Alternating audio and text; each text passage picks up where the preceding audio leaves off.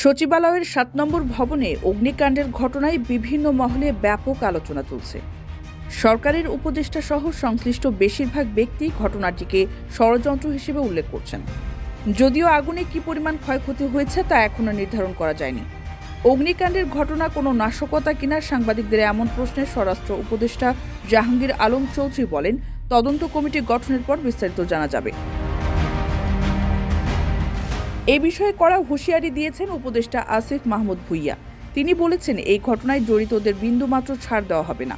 আজ সকালে সামাজিক যোগাযোগ মাধ্যম ফেসবুকে দেওয়া এক পোস্টে আসিফ মাহমুদ দাবি করেন, মন্ত্রণালয়ে অর্থ লুটপাট ও দুর্নীতির বিরুদ্ধে কাজ করা হচ্ছিল।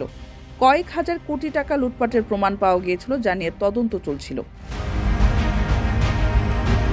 পোস্টে তিনি আরও বলেন, আমাদের ব্যর্থ করার এই ষড়যন্ত্রে যে বা যারাই জড়িত থাকবে তাদের বিন্দু পরিমাণ ছাড় দেওয়া হবে না।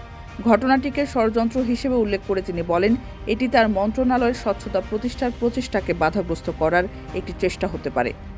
সচিবালয়ের ৭ নম্বর ভবনে যে মন্ত্রণালয়গুলো রয়েছে, যুব ও ক্রীড়া মন্ত্রণালয়, ডাক টেলিযোগাযোগ ও তথ্য প্রযুক্তি মন্ত্রণালয়, স্থানীয় সরকার, পল্লী উন্নয়ন ও সমবায় মন্ত্রণালয়, শ্রম ও কর্মসংস্থান মন্ত্রণালয়, অর্থ মন্ত্রণালয়ের অংশবিশেষ, সড়ক পরিবহন ও সেতু মন্ত্রণালয়।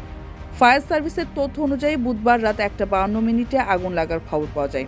রাত ১:৫৪ ফায়ার সার্ভিস ঘটনাস্থলে পৌঁছে কাজ শুরু করে।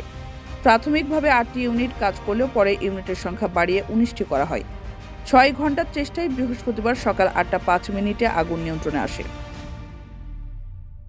কারো কাছে স্বপ্ন পূরণ, কারো আনন্দের উপলক্ষ, আবার কারো জীবন পাল্টে দেওয়ার মুহূর্ত, কখনো জীবন বাঁচাতে সর্বোচ্চ গতিতে উড়ে চলা, কারো আবেগের শেষ মুহূর্ত, আপনজনের শেষ বিদায়ে শামিল হওয়া।